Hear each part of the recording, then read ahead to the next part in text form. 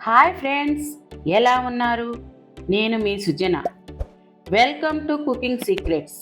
It makes you healthy. ఇవాల్టి మన special వంటకం పప్పు సుకీలు. కొన్ని ప్రాంతాల్లో వీటిని పూర్ణం బూరెలు అంటారు. మన పెద్దల కాలం నుండి పండుగ అంటేనే ముందుగా గుర్తుకు వచ్చే వన్ ఆఫ్ ద ఐటమ్. ఇవి చేయడం మాకు తెలుసులే అని అనుకుంటారేమో, కానీ నేను చెప్పిన చిన్న చిన్న టిప్స్ కనుక మీరు ఫాలో అయితే ఈ పప్పు సుకీలు పర్ఫెక్ట్గా వస్తాయి. ఇవి చాలా చాలా రుచిగా ఉంటాయి. నోట్లో వేసుకుంటే కరిగిపోయేలా. కావలసిన పదార్థాలు: నెయ్యి 1 టేబుల్ స్పూన్, పచ్చిశనగపప్పు 250 గ్రాములు, మినప్పప్పు 100 గ్రాములు. మినప్పప్పుని 2 లేక 3 గంటల ముందు 3 సార్లు కడిగి నానబెట్టి పెట్టుకోవాలి.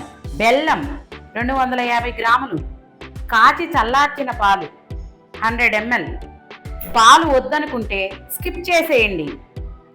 ఎండు కొబ్బరి తురుము 2 టేబుల్ స్పూన్లు, మైదా 3 టేబుల్ స్పూన్లు, యాలుకలు 4, ఇడ్లీ సోడా చిటికెడు, ఉప్పు తగినంత, నూనె తగినంత. ముందుగా పచ్చిశనగపప్పు గిన్నెలో వేసి 3 సార్లు కడిగి తగినన్ని నీళ్లు పోసి కొంచెం నూనె వేసి మూత పెట్టి స్టవ్ వెలిగించి ఉడికించుకోవాలి. పప్పు సుకీలకి పచ్చిశనగపప్పు కడిగిన వెంటనే అప్పటికప్పుడు ఉడికించాలి. పూర్ణం తయారు చేసిన తరువాత గట్టిగా ముద్దలు వస్తాయి. పప్పుని నానబెట్టి ఉడికించిన లేక కుక్కర్లో వేసి ఉడికించిన పూర్ణం ముద్దలు కొంచెం పలుచన అవుతాయి. నీళ్లు తెల్లి పప్పు ఉడికేటప్పుడు మంట సిమ్లో పెట్టి మూత కొంచెం వారగా పెట్టి ఉడికించాలి. పప్పులో నీళ్లు మితంగా పోసుకున్నాము కాబట్టి అది అడుగు మాడకుండా జాగ్రత్తగా గమనించుకుంటూ ఉడికించుకోవాలి. పప్పు పూర్తిగా ఉడకకూడదు. పప్పు ఇలా చేతికి తీసుకుని గట్టిగా నొక్కితే ఇలా సాఫ్ట్ అవుతుంది. అప్పుడు స్టవ్ ఆపేయాలి.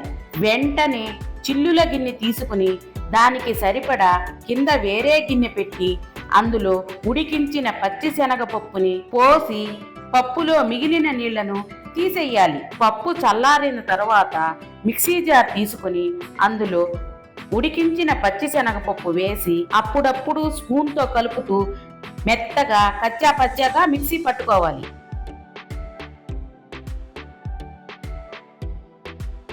తరువాత స్టవ్ వెలిగించి బాండీ పెట్టి అందులో మెత్తగా దంచిన బెల్లం వేసి అందులో పచ్చిశనగపప్పు వడపోయగా వచ్చిన నీళ్లను పోసి కరగబెట్టుకోవాలి. ఒకవేళ బెల్లంలో ఇసుక లేక చెత్త ఏదైనా ఉంటే బెల్లం కరిగిన తరువాత జాలీతో వడకట్టుకోవాలి. ఈ బెల్లం నీట్గా ఉంది అందుకని నేను వడకట్టడం లేదు. బెల్లం మొత్తం కరిగిన తరువాత కొంచెం బెల్లం పాకాన్ని గరిటెతో ఒక బౌల్లోకి తీసుకోవాలి.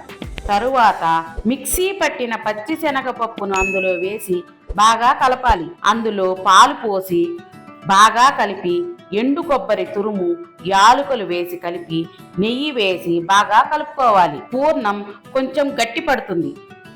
వెంటనే స్టవ్ ఆపేయాలి. ఈ ప్రాసెస్ అంతా సిమ్లోనే జరగాలి. పచ్చిశనగపప్పు పూర్ణాన్ని చల్లారబెట్టుకోవాలి. తరువాత పచ్చిశనగపప్పు మిక్సీ పట్టిన జార్ తీసుకుని అందులో నానబెట్టిన మినప్పప్పు వేసి కొంచెం ఉప్పు వేసి నీళ్లు పోసి మెత్తగా మిక్సీ పట్టాలి. దానిని ఒక గిన్నెలోకి తీసుకుని అందులో మనం తీసి ఉంచుకున్న కరగబెట్టి చల్లార్చిన బెల్లాన్ని పోసి కలిపి మైదా వేసి బాగా కలుపుకోవాలి. స్పూనుతో పిండి పైకి ఎత్తితే కొంచెం జారుగా ఉండాలి.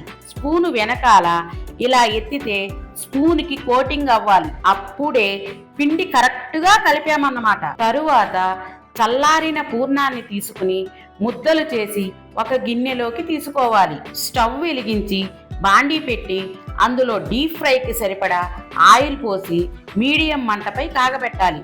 తరువాత మనం కలిపి ఉంచుకున్న మినప్పిండిలో చిటికెడు వంట సోడా వేసి దానిపైన కొద్దిగా నీళ్లు పోసి బాగా కలుపుకోవాలి. సుకీలు నూనెలో వేసే ముందు వంట సోడా కలపాలి. ముందుగా కలపకూడదు. ముందుగా కలిపితే టేస్ట్ మారిపోతాయి. నూనె మరీ ఎక్కువగా కాగకూడదు. ఎక్కువగా కాగితే వెయ్యంగానే మాడిపోతాయి. నూనె కాగిందో లేదో తెలుసుకోవడానికి మినప్పిండిని 1 డ్రాప్ వేస్తే నూనెలో అది వెంటనే పైకి తేలుతుంది. నూనె వేడెక్కాక పూర్ణం ముద్దని మినపపిండిలో వేసి స్పూన్తో దానిపైన పిండి పోసి అందులో బాగా మునిగేలా చూసుకుని స్పూన్తోనే ఆయిల్లో వేసుకుని మీడియం మంట మీద నూనె పొగలు రాకుండా దూరగా వేయించుకోవాలి. చిల్లుల గిన్నె తీసుకుని దాని కింద ప్లేటు పెట్టి వేయించుకున్న సుకీలు అందులో వేసుకోవాలి. అంతే, ఎంతో రుచికరమైన 2 వేళ్లతో తుంచి నోట్లో వేసుకుంటే కరిగిపోయేలా ఉండి తీయని పప్పు సుకీలు రెడీ. ఇక ఆ భగవంతునికి నివేదన చెయ్యడమే. ఒక సర్వింగ్ బౌల్ తీసుకుని సర్వ్ చేసుకుంటే ఎలా చేశావు అని అడగకుండా ఉండలేరు. సూపర్గా ఉంటాయి. వీటిని పండుగలప్పుడు, వర్షం వచ్చేటప్పుడు, చలికాలంలో ఉదయం టిఫిన్ లాగా చేసుకుని తింటే అద్దిరిపోతుంది. ఒకవేళ కొంతమందికి స్వీట్ ఒక్కటే 4 లేక 5 తినలేరు. వారు కొంచెం ఊరగాయ లేక గోంగూర పచ్చడి పెట్టుకుని తింటే సూపర్గా ఉంటాయి. వేరే టిఫిన్ చెయ్యకుండా వట్టివి ఇవే 4 లేక 5 తినేస్తే కడుపు నిండిపోద్ది. వీటిని వేరే టిఫిన్తో కలిపి తింటే ఒక్కోసారి అరగదు. వట్టివే ఇవి ఎన్ని తిన్నా నీళ్లు 1 గంట తర్వాత తాగితే ఇట్టే అరిగిపోతాయి. తప్పకుండా ట్రై చేయండి. ఈ రోజుల్లో మనం ప్రతి ఆహారాన్ని క్యాల్కులేట్ చేస్తున్నాము. ఇందులో హై ప్రోటీన్ ఉంటుంది, ఇందులో కార్బోహైడ్రేట్స్ ఉంటాయి, ఇందులో ఫలానా విటమిన్స్ ఉంటాయి, ఇవి దేనికి పనికొస్తాయి అని ఇంత ఆలోచించి ఆహారం తీసుకుంటున్నాము. పూర్వం ఇలా లేదు. తినటానికి ఆహారం కావాలి, మనం బ్రతకాలి, ఆరోగ్యంగా ఉండటం కోసం ఒళ్ళు వంచి పని చెయ్యాలి, ఇవే ఆలోచించేవారు. ఈ కాలంలో మనకు ఇష్టం వచ్చినట్టు ఏ ఆహారం అంటే ఆ ఆహారం తీసుకుని సంవత్సరం పొడవునా కొన్ని ఆహార పదార్థాలు మాత్రమే తీసుకుంటూ సంవత్సరం పొడవునా ప్రకృతిలో జరిగే మార్పులకు విరుద్ధంగా మనం ప్రవర్తిస్తున్నాము. మన బాడీ ప్రకృతికి అనుసంధానంగా పంచభూతాలచే నిర్మించబడినది. ప్రకృతి ఏ సీజన్లో ఏ ఆహార పదార్థాలు మనకు అందిస్తుందో వాటిలో అధిక పోషకాలు నింపి మన శరీరం ఆ పోషకాలు అన్నింటినీ వినియోగించుకుని కణం కణం లోపలికి చొచ్చుకుపోయి బలంగా తయారు అయ్యేలా చూసుకుంటుంది. అలా కాకుండా నాకు ఇవే నచ్చుతాయి, లేక వీటిలోనే ఎక్కువ పోషకాలు ఉన్నాయి, వీటిని తింటే బాగా బలం వస్తుందని సంవత్సరం పొడవునా ఆ కొన్ని ఆహార పదార్థాలను తీసుకుంటే మన బాడీ సంవత్సరం పొడవునా వాటిని అరిగించుకోవడానికి సిద్ధంగా ఉండదు. అందువలన కణం కణం లోపలికి పోషకాలు చొచ్చుకు వెళ్ళక కణాలు అన్నీ వీక్ అయ్యి మనం తిన్న ఆహారం బయటనే ఉండి ఫ్యాట్గా మారి అధిక బరువుకి దారి తీస్తుంది. కొంతమంది సన్నగానే ఉన్న తిన్న ఆహారంలోని పోషకాలు అన్నీ మోషన్ ద్వారా వెళ్ళిపోయి తద్వారా అనేక రకాలైన జబ్బులు వస్తున్నాయి. మనం ప్రకృతికి అనుగుణంగా నడుచుకోవాలి.